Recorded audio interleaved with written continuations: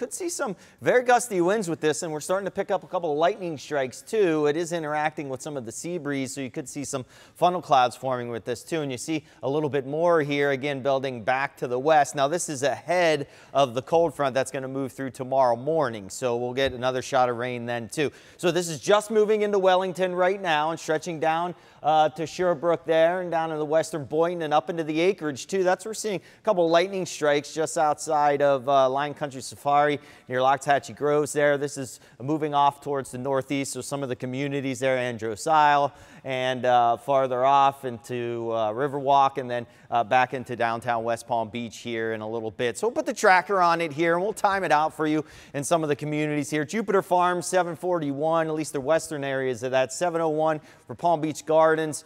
Palm Beach Shores there at 740, so that's right along the coastline. So I think by 745 or so, it will have pushed off the coastline, and then all eyes back to the west of this next one that will move on through. And we could see this off and on here through the evening hours. I think it will quiet down briefly overnight until this gets here by tomorrow morning. Now, it's not going to pack the punch that it is now. All these red boxes are tornado watch boxes from Washington, D.C. down to Raleigh and Charlotte and down into Jacksonville, seeing that it will be a very weakened state by the time it gets here, with just a few showers around by the morning commute tomorrow morning in some locations. I'll show you where in a minute. Low 80s right now on the Treasure Coast, and where it's rain cooled 77 in Jupiter, but elsewhere in the low 80s. We made it to 88 degrees in all of our reporting stations today, so it was a warm one out there. Temperatures will be falling off. With the rain, it'll help cool it down a little bit too. Upper 60s for the Treasure Coast, low 70s for the Palm Beaches. High temperatures tomorrow, still warm, but not quite as warm.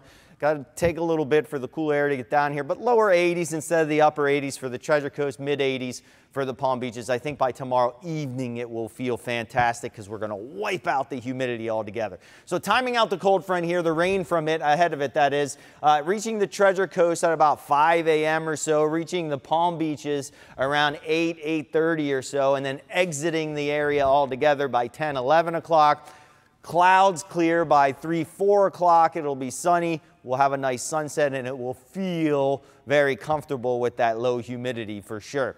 Temperatures do drop, so Monday night, Tuesday morning will be kind of on the cool side, even some 50s for the Treasure Coast. High temperatures, low 80s, about where we should be, and we stay that way for a couple of days and then warm up after that. There's that dip in humidity, so a couple of very comfortable days before we're back to the humid weather.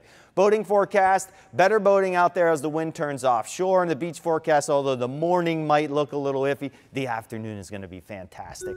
7-day forecast, high temperatures lower a little bit, and then we go back up with the chance of thunderstorms on Friday as the next system moves through Saturday morning.